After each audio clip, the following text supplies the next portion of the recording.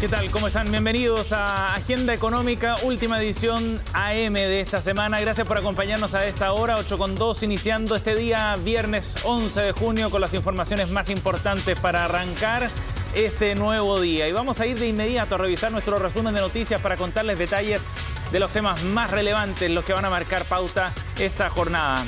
Por supuesto que uno de los temas centrales está puesto en la cuarentena que comienza este fin de semana para toda la región metropolitana y que por supuesto tiene efectos económicos sumamente importantes. Es otro golpe muy duro para las pequeñas y medianas empresas, para el comercio establecido y para sectores que, ustedes lo saben muy bien, lo han pasado muy mal desde el inicio de la pandemia, en particular sectores relacionados al turismo, al sector gastronómico también, y esas actividades que quedan completamente paralizadas de la mano de esta cuarentena. Un estudio de Clapes UC, una estimación más bien, plantea que cerca del 60% del PIB a nivel nacional estará en cuarentena a partir de este fin de semana, según cada una de las zonas geográficas. Otro tanto estará en la fase de transición, que en la práctica también el fin de semana significa una serie de limitaciones. Es el impacto económico que está teniendo estas decisiones de la estrategia sanitaria en un momento en que los casos están absolutamente disparados y la situación en las camas UCI también es sumamente compleja. La medida se necesita, claro, pero evidentemente que genera un perjuicio económico bien relevante. Ya estaremos revisando detalles, reacciones también ante esta medida anunciada por el Ministerio de Salud ayer. Por otra parte, estaremos revisando también detalles de la cumbre que comienza en Londres en el día de hoy. 3 días de reunión del G7 en el Reino Unido, encabezadas por Boris Johnson, y donde se esperan definiciones bien relevantes. En pantalla vemos precisamente el encuentro entre Joe Biden y Boris Johnson en una suerte de gesto bien simbólico después de todo lo que significó la administración de Donald Trump para las relaciones entre Estados Unidos y el resto del mundo. Y hay temas bien relevantes aquí sobre la mesa. Uno en particular, por supuesto, el de la gestión de la pandemia, la necesidad de llegar con vacunas sobre todo los países más pobres, pero también el de la recuperación económica. Es uno de los temas que está en la agenda también en este encuentro que reúne a las grandes potencias, donde se podrían hacer algunos anuncios bien relevantes, sobre todo en momentos en que Europa y Estados Unidos juntos buscan dar señales frente a China. Vamos a estar revisando también los detalles de este encuentro que comienza hoy y se extiende por 3 días en el Reino Unido. Por otra parte, también vamos a estar revisando detalles de lo que va a ocurrir en torno al proyecto de apoyo a las pymes. Este proyecto, que estaba dividido en 2 partes, lleva 2 trancos distintos. Por un lado, los apoyos tributarios avanzaron ayer en la Cámara de Diputados y ya están listos para ser despachados. Sin embargo, los bonos, los apoyos directos que llegarán desde el Estado a las micro y pequeñas empresas quedaron en suspenso porque en la Cámara de Diputados se incluyó una indicación para llegar también con apoyos directos a las ferias libres y a los comerciantes de las ferias libres que no estaban considerados en el proyecto original. Esta indicación del diputado Daniel Núñez, entonces aprobada en la instancia en la Cámara de Diputados, obliga a que el proyecto vuelva al Senado. Quizás se abra la posibilidad de una comisión mixta para zanjar las diferencias si es que el Senado pone algunos reparos a esta iniciativa, a esta idea, y eso sin duda que va retrasando de alguna manera el despacho de esta iniciativa. Ya les contamos detalles, reacciones políticas también tras el trámite de ayer en la Cámara de Diputados. Por otra parte, conocíamos detalles del mercado laboral esta semana de la mano del IPOM, el informe de política monetaria del Banco Central, que hablaba sobre la lenta reactivación. Pero en todo ese escenario negativo hay algunas buenas noticias. Según un estudio del Ministerio del Trabajo, el 70% de los trabajadores que en algún momento de la pandemia se acogieron a la Ley de Protección del Empleo, que mantenía en suspenso el contrato de trabajo, pero les permitía seguir recibiendo su sueldo desde el seguro de cesantía. Bueno, el 70% de ellos ya ha vuelto a sus puestos de trabajo. La gran mayoría, cerca del 53%, lo hizo con el mismo empleador. Otro tanto renovó el contrato con otro empleador distinto. De todas maneras, es una buena señal en la medida en que este instrumento entonces se deja de utilizar. Hay una señal de que se está recuperando los puestos de trabajo también. Ya revisamos más detalles en unos instantes al respecto. Y como siempre revisamos también detalles de los mercados en el día de hoy con una jornada que ha estado marcado por el optimismo en Europa fundamentalmente. Señales políticas en particular parecieran estimular al viejo continente y algunos de los indicadores principales. Revisemos el detalle, ustedes lo ven en pantalla. El Eurostock subiendo cerca de medio punto porcentual. Londres también en un camino muy similar, 0,53%. Por su parte el DAX alemán gana 0,48% a esta hora de la mañana. El Nikkei ya cerró sus operaciones en Japón, 0,03% de caída para el indicador japonés, es lo que podemos revisar a esta hora. ¿Qué pasó con el IPSA ayer? 0,19% de pérdida para el indicador local, el selectivo de la Bolsa de Comercio de Santiago, mientras que el dólar cerró en 720 pesos, subió pero muy poco respecto al día previo. En algunos de los datos económicos más importantes hay que ver también cómo se reacciona a esta cumbre del G7 que ya les contábamos. Tiene una agenda en materia económica bien importante, tema para seguir también durante el día de hoy. 8:08. Seguimos adelante con la revisión de los temas aquí en Agenda Económica.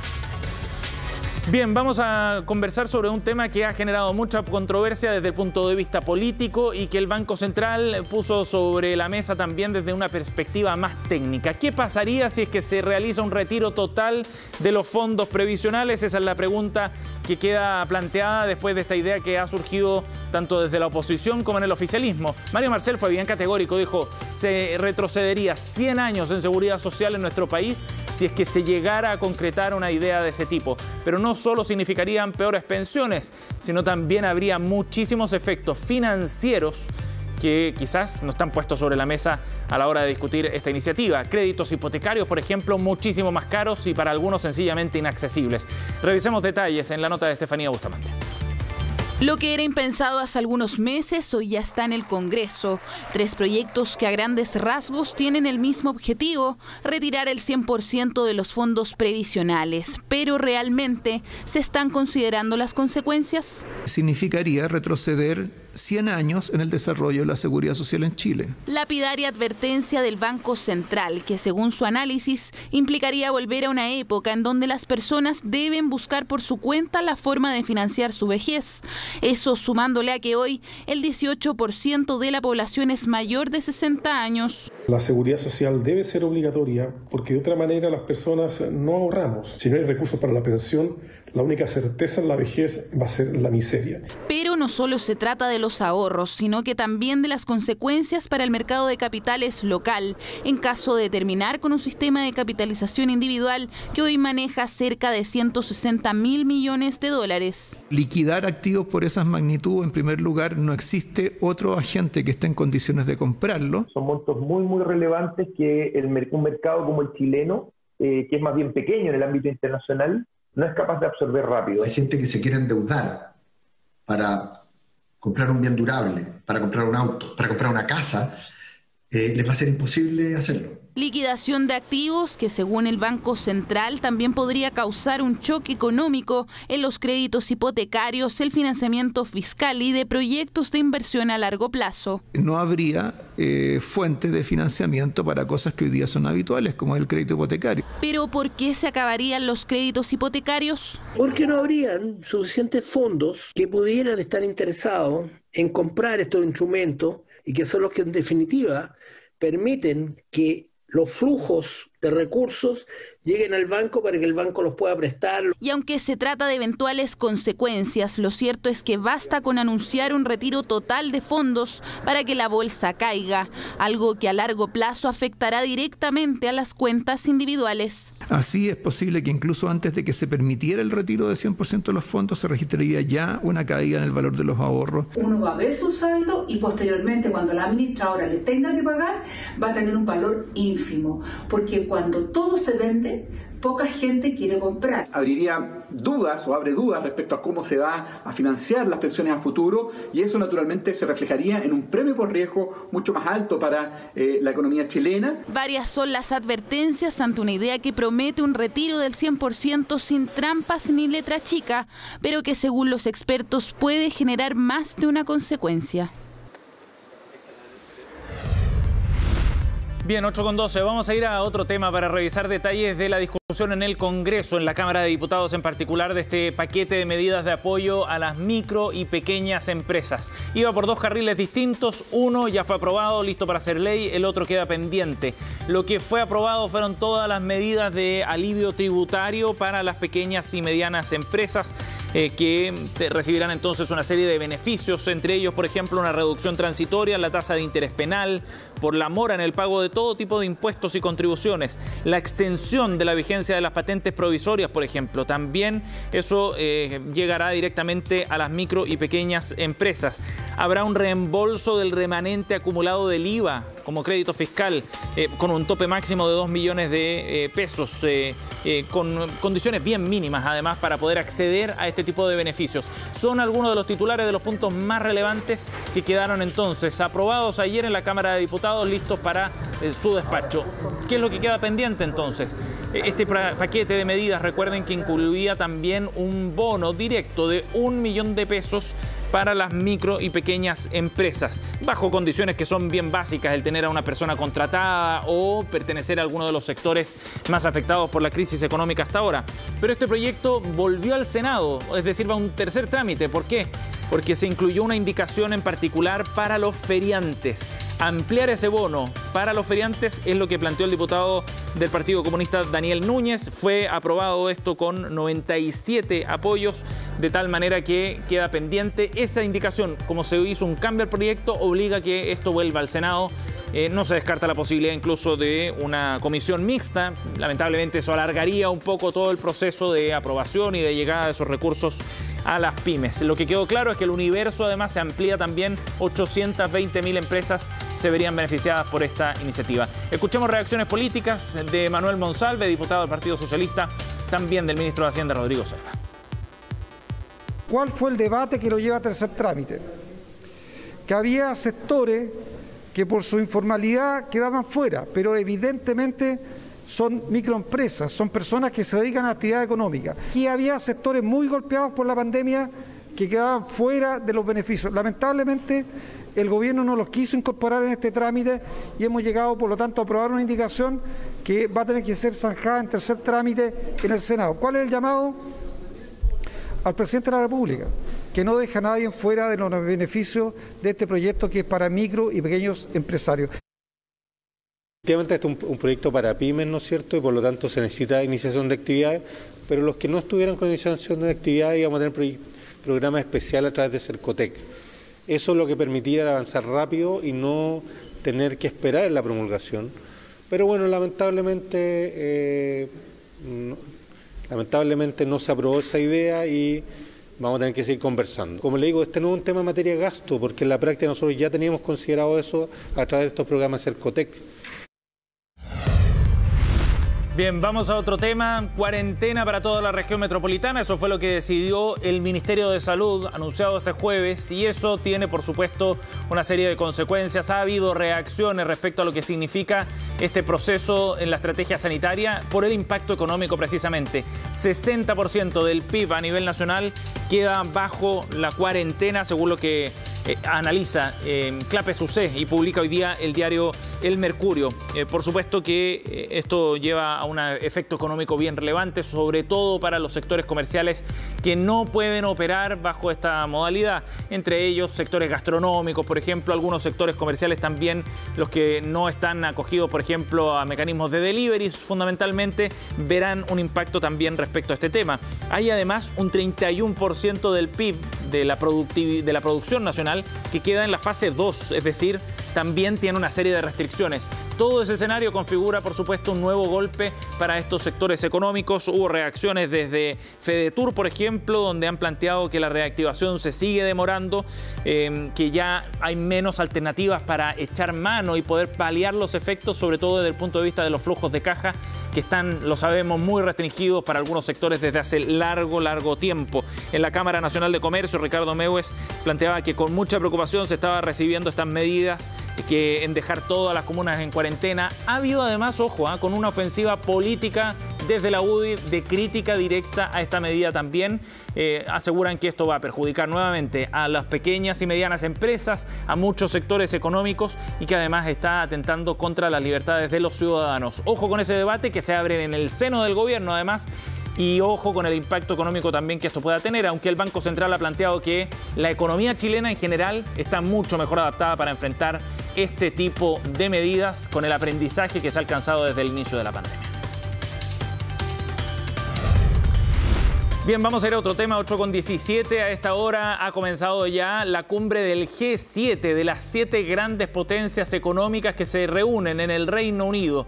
Se juntan precisamente los representantes del Reino Unido, de Estados Unidos, de Canadá, Alemania, Italia, Francia y Japón. Son las 7 naciones que componen esta instancia y por supuesto que hay temas que son bien relevantes para seguir durante el fin de semana en este encuentro que se extenderá por 3 días. El primero tiene que ver con enfrentar la pandemia, por cierto. Hay un mensaje y una señal política que ha dado Estados Unidos también de hacer esfuerzos conjuntos de las grandes potencias para enfrentar la pandemia y sobre todo llegar con vacunas a los países más pobres que todavía no pueden acceder a este que se sabe es el único mecanismo para poder salir definitivamente de la crisis sanitaria. Pero por otra parte, será interesante ver también qué es lo que va a ocurrir en materia económica. Uno de los puntos relevantes será ver cómo salen estos países y el mundo en general de la crisis económica que ha significado una caída bien fuerte. Los planes de estímulo en Estados Unidos, la recuperación de la actividad económica en China, según el Banco Mundial esta semana, han dado luces de una recuperación más fuerte de la que se esperaba. De todas maneras, podría haber algunos anuncios, sobre todo coordinados. Y ojo también a esta discusión que ya plantearon los ministros de finanzas de estos países en relación a una tasa corporativa con un piso mínimo a nivel global. Ese tema podría tener algunas novedades relevantes durante la cumbre de este fin de semana. Temas para seguir en las próximas horas en relación a la cumbre del G7. Bien, 8:19. Nos vamos a la pausa. Volvemos de inmediato con más informaciones.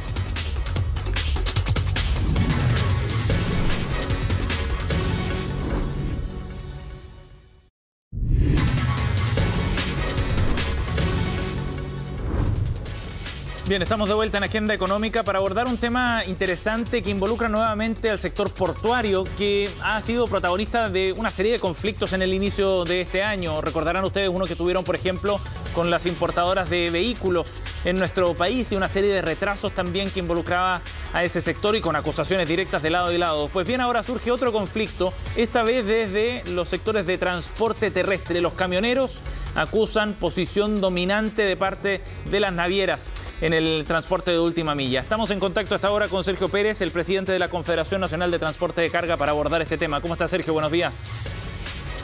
Muy buenos días, Sebastián. Gracias por conversar con nosotros. Sergio, se reúnen 3 gremios los más importantes del transporte de carga terrestre para plantear esta denuncia. ¿Cuál es la acusación específica? ¿Qué significa esta posición dominante que denuncian ustedes, Sergio? Bueno, la verdad es que las navieras están invadiendo lo que es el trabajo de los camioneros de Chile. Existe un proyecto firmado por este gobierno respecto del cabotaje, abrir el cabotaje a las navieras en forma internacional.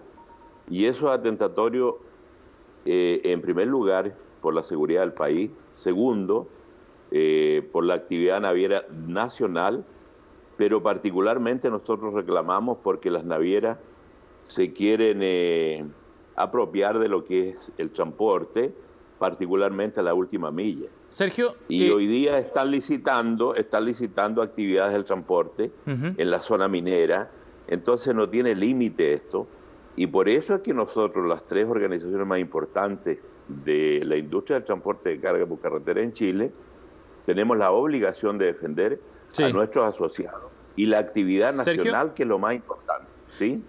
¿Por qué esto sería un perjuicio para el sector de transporte de carga, pensando en que podría introducir más competencia, por ejemplo? Este no es un tema de competencia. Este es un tema que estos grupos internacionales económicos quieren hacerse cargo de prácticamente todo lo que es la actividad del transporte. No les basta con tener el transporte marítimo. Cuando hay crisis, suben las tarifas, cobran lo que quieren, y además ahora quieren entonces humillar a los transportistas de Chile llevar sus productos, las mercaderías que Chile importa, prácticamente a las casas de los consumidores de la nación. Eso es inaceptable y por eso Perrot, Araya y quien te habla hemos enviado una declaración al país y no vamos a permitir esta pretensión de las navieras de hacerse cargo y humillar a los camioneros de Chile. Sergio, pero usted habla de humillar, pero vuelvo al punto nuevamente. ¿Por qué este no es un asunto de competencia si es que efectivamente ustedes podrían seguir compitiendo respecto a esos servicios en la medida en que las navieras lo que van a hacer es ofrecer otra alternativa más respecto a la que ustedes ya tienen en el mercado? No, porque ellos tienen una posición económica dominante. Ellos al cliente final le ofrecen un valor menor por el tráfico marítimo y con eso entonces pueden ellos cobrar prácticamente un tarifario muy menudo porque comprometen desde que toman la carga en el mundo, la traen a Chile, entonces hacen toda una combinación, llamémosle vulgarmente una martingala, para poder entonces al final hacerse cargo del transporte de la última milla. No es una competencia leal.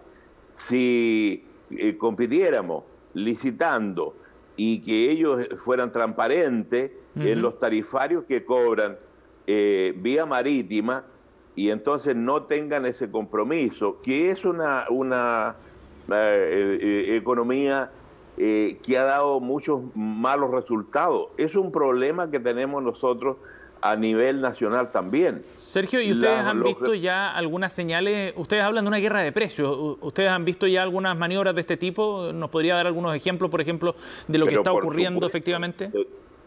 Tenemos varios clientes, varios casos en la 8ª región y también en la 5ª región, y ahora en la región norte, en la minería. Así que nosotros estamos esperando la reacción de la autoridad y también de las navieras para conversar y exponer, y si es necesario ir a la Fiscalía Nacional Económica, lo vamos a realizar. Sergio, ¿cuál estiman ustedes que podría ser el perjuicio para el sector del transporte de carga terrestre en caso de que avanzara una idea de esta naturaleza que plantean las navieras?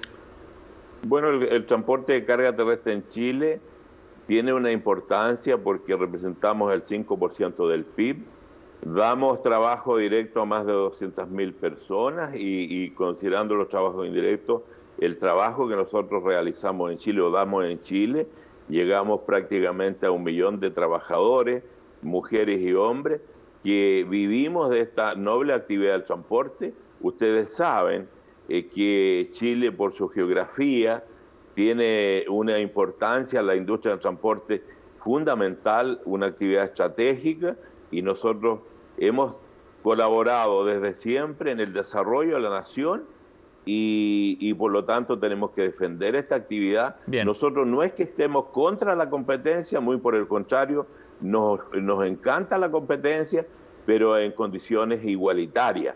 Lo mismo ocurre con el ferrocarril. Cuando se subvenciona el ferrocarril, no, el ferrocarril debe existir pero sin subvención. El transporte marítimo sin subvención, etcétera, etcétera. Eso es lo que nosotros reclamamos. Bueno, eso nos llevaría a discutir también sobre el tema del impuesto específico de los combustibles, pero ya serían otro tipo de conversaciones, lamentablemente. Qué bueno que tome el tema del impuesto específico, porque esa es una política pública muy mala, la hemos reclamado al Parlamento de hace 10 años y ahora se está viendo que hay que resolver. Nosotros hemos dicho siempre que es una injusticia tremenda que se pague 300 pesos de específico en las bencinas y en el país dicen que nosotros somos privilegiados, los camioneros. Es la mentira más grande. Bueno, ya no nos da el tiempo, lamentablemente, Sergio, no nos da el tiempo para conversar sobre este tema. Ya tendremos la oportunidad pronto porque se está discutiendo el asunto en el Congreso. Gracias por el contacto, Sergio, muy amable. Muy buenos días, gracias. Buenos días. 8:29, gracias por acompañarnos. Estamos cerrando Agenda Económica. Ya vienen las noticias internacionales junto a Jacinta Molina. Que tengan un buen día.